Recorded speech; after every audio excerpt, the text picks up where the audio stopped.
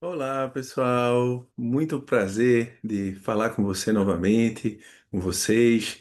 É com muita alegria que nós damos continuidade às nossas reflexões. Estamos no quarto episódio sobre a teoria da motivação humana. No primeiro, fizemos um apanhado geral da teoria da motivação humana, do artigo que Maslow publicou em 1943 sobre a teoria da motivação humana.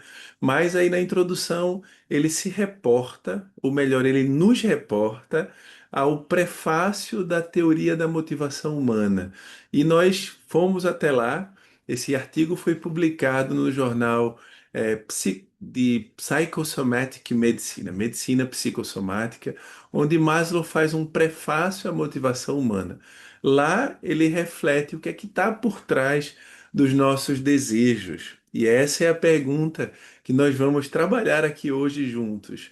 O que é que realmente nos motiva, nos leva a buscar, por exemplo, dinheiro, nos leva a buscar reconhecimento, aprovação, amor? O que é que nós realmente buscamos quando buscamos uma profissão X, uma profissão A, adquirir um bem Y, um bem X, né?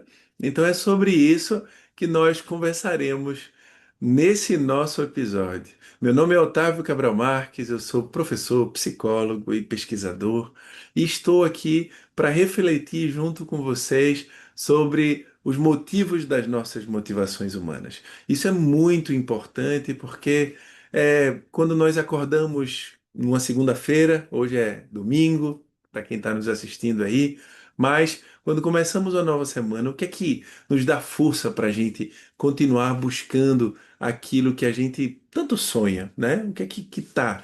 Será que são fatores conscientes? São aspectos, quando a gente está buscando uma profissão X mesmo, o que é que a gente está procurando? Se eu sou professor, por exemplo, o que é que eu estou buscando quando eu busco desenvolver-me como professor?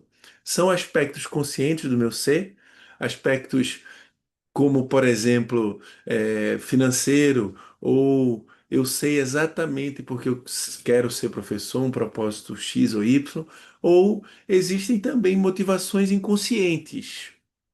E é sobre essas motivações inconscientes que nós gostaríamos, de refletir um pouco no dia de hoje, porque Carl Gustav Jung dizia o seguinte, né? Enquanto nós não nos tornamos conscientes do nosso inconsciente, o nosso inconsciente dirigirá as nossas vidas e nós acabaremos chamando isso de destino. É como se, por exemplo, assim, você é, deseja profundamente ser um músico, porém, é, você ainda não sabe muito bem, né? Principalmente todos nós que passamos aí pela adolescência e logo no começo da fase adulta, temos que escolher as nossas profissões e é difícil, são desafios, uma série de turbulências emocionais.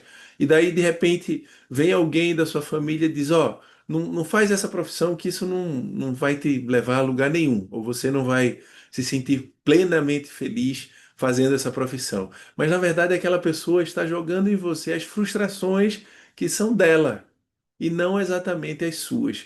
Por isso que é tão importante a gente se conhecer, buscar saber as nossas motivações, por que que eu quero ser músico, artista, professor, psicólogo, né? E é sobre isso que Maslow falava.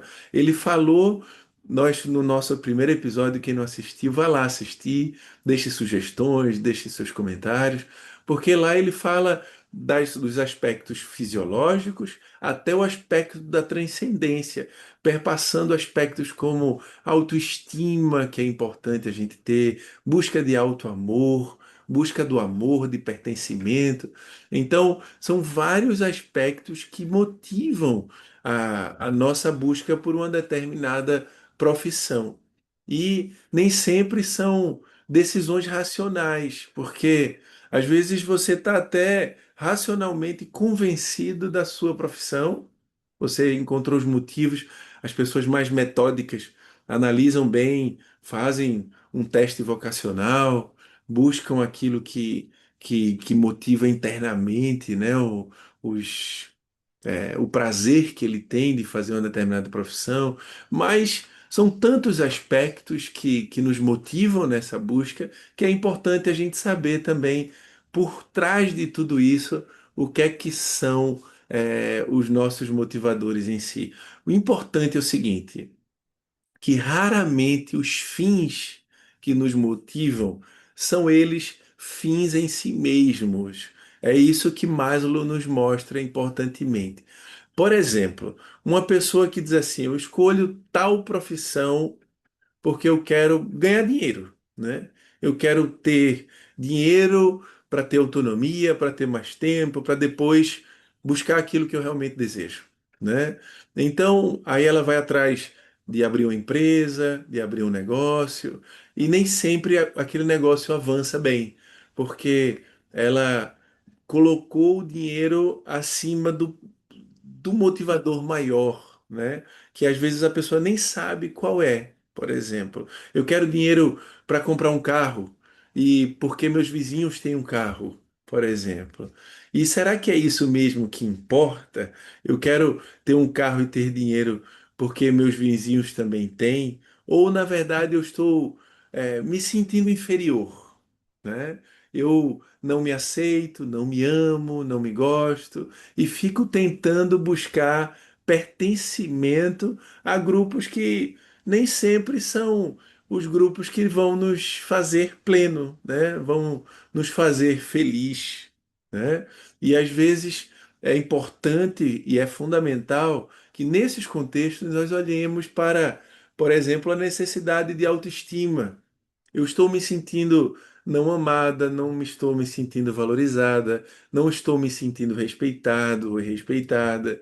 E muitas vezes isso vem dos nossos padrões que nós desenvolvemos ao longo da nossa infância, ao longo da nossa adolescência. Muitas vezes, quando não nos sentimos amados por um pai, por uma mãe ou pela nossa própria família.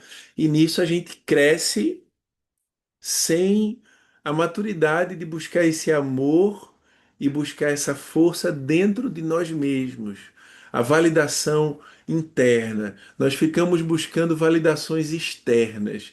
É o que a gente chama na ciência da autoestima de contingência. A contingência quer buscar a validação fora, nos outros, nas conquistas exteriores, ela é inversamente proporcional ao grau da intensidade e da estabilidade da nossa autoestima. Quanto mais eu colocar essa validação aqui dentro, né? Eu quero ser tal profissão porque é a profissão que eu gosto, é a profissão que eu amo, é a profissão que me faz bem. Eu quero me autorrealizar, porque eu amo fazer música. E coloco propósito naquela música, coloco ensinamentos, coloco bons, é, boas orientações, não só para mim, mas para o outro. Ontem eu tive a felicidade de ir num show de Nando Cordel, onde ele fala tanto sobre a paz. Ele comenta que em várias das suas composições ele faz questão de colocar a paz, ainda mais nesse momento em que a gente está com tantos focos de guerra no mundo. E tem uma música que ele fez que eu amo, que eu adoro, que é Paz pela Paz, né? Paz pelas crianças, paz por vários aspectos do mundo que são fundamentais para o nosso planeta. Então, é aí que a gente vai começando a buscar é, força no nosso coração e força em propósitos mais amplos e mais profundos. É isso, é sobre isso que Maslow falava. Essa terceira proposição de Maslow fala exatamente isso, que a nossa grande motivação ela não consiste em aspectos apenas conscientes, mas aspectos inconscientes que nos motivam a buscar a nossa profissão, nosso trabalho, que quando eu tenho desejos, por exemplo, de dinheiro, de relacionamentos, ou quero sucesso, por exemplo, você quer sucesso, na verdade você está buscando algo mais profundo, algo muitas vezes inconsciente. Por exemplo, a necessidade de amor, a necessidade de pertencimento. E por que que a gente busca tudo isso, né? Porque que quando de repente eu quero. Eu estou hoje trazendo muito o aspecto da música por causa do show de ontem, que foi muito legal, fui com minha família, foi muito, uma energia muito boa, muito poderosa, do bem, da felicidade, da paz, né? Que estava lá no teatro, onde aconteceu o show. Então, é, o amor em si, ele traz muita paz, né? Traz muito saciedade, tranquilidade para o nosso coração.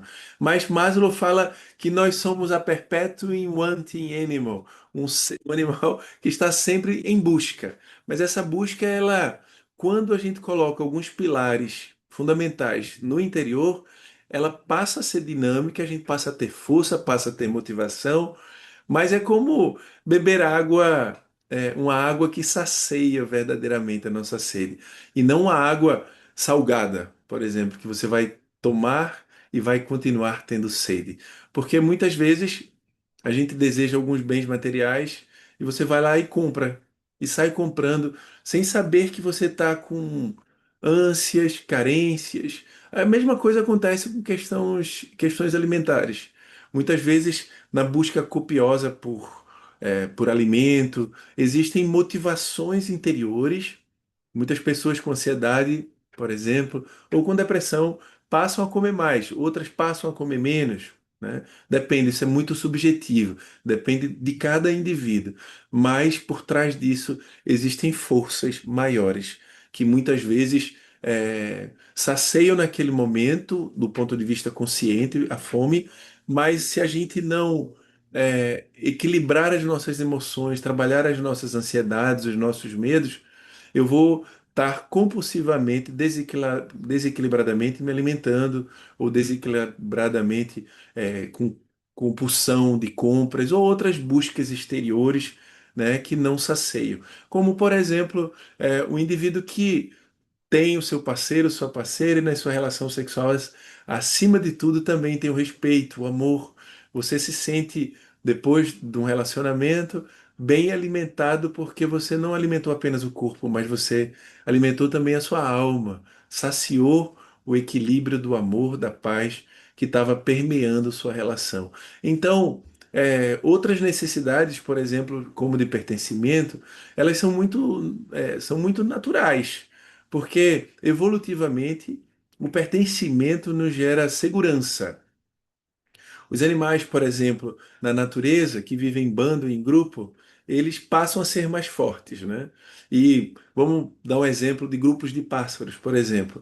Quando eles estão nas árvores, e um observa um perigo, né? Um gavião que está chegando por ali, ou um felino que vai atacar aqueles pássaros que estão nas partes mais baixas, próximas da árvore, e de repente todo mundo voa e eles se sentem seguros porque, além de proteger contra o predador, eles também avisam uns aos outros. O grupo, a vida em grupo, gera muita força. Mas, ao mesmo tempo, se eu estou só buscando pertencimento fora e não busco pertencimento dentro, automaticamente eu vou perdendo força no interior e fico como se fosse um avião desequilibrado, né? Eu fico, imagina um avião que nós fôssemos como um avião que precisa fazer um voo. E para isso a gente precisa ter turbinas fortes, uma série de tecnologias de avanço e duas asas bem estabelecidas, que são os aspectos conscientes das nossas buscas e os aspectos inconscientes das nossas buscas. E para isso, para que eu consiga entender quais são os meus motivadores internos, eu preciso buscar autoconhecimento. Eu preciso me fazer perguntas e dinamicamente com o psicólogo, com a terapia, né? Seja qual for a linha que mais te agrade, perguntar, fazer perguntas e estar buscando conhecer esses motivadores. Quem sou eu? Qual é o sentido da minha vida, né? O que é que realmente me está dando significado para que eu consiga viver e me saciar por dentro, né? Alguns pensadores, por exemplo, Viktor Frankl, né?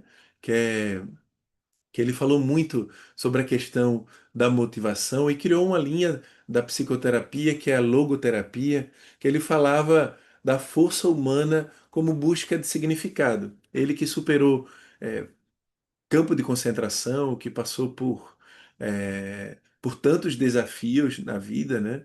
Ele mostrava que o ser humano busca sentido. Isso é um dos grandes motivadores, e esse é um motivador interno muito forte, porque ele tem um paralelismo grande com a espiritualidade, que é essa força de conexão nossa, não só com a comunidade que a gente vive, não só com o divino, com o sagrado, com seres espirituais, mas também uma força interior que nos dá propósito, nos dá sentido, nos dá a vontade de fazer o bem, a vontade de se conhecer, a vontade de estar buscando a cada dia também o crescimento. Mas não esse crescimento que a gente chama em espiritualidade de bypass espiritual, na ciência da espiritualidade, que é quando você entra numa determinada religião, numa determinada crença específica, filosofia, e você busca, é, em nome do sagrado, se desconectar de si, né?